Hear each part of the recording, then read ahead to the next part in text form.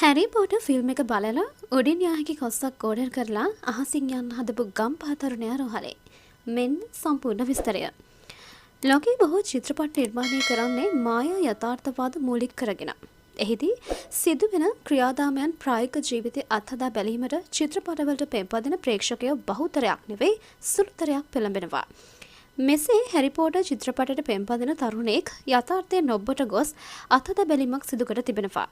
හැරි Potter කතාමාලාවේ ඇති කොස්සේ ආකෘතියක් online ක්‍රමයට මිලදී ගන්නා ගම්පහ ප්‍රදේශයේ තරුණයෙක් ඒ පැදීම සඳහා කොස්ස දරගෙන ගම්පහ ප්‍රදේශයක බිල්ඩිමක් උඩට නැග පහළට පැන තිබෙනවා.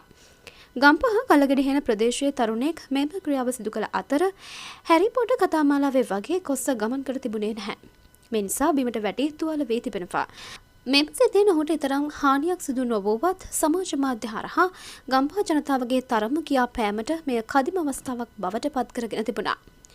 මෙවැනි අනුවන අත්හදා බැලීම් කරන අයට ඔබට කියන්න තියෙන දේත් පහලින් කමෙන්ට් කරගෙන යන්න අමතක කරන්න එපා.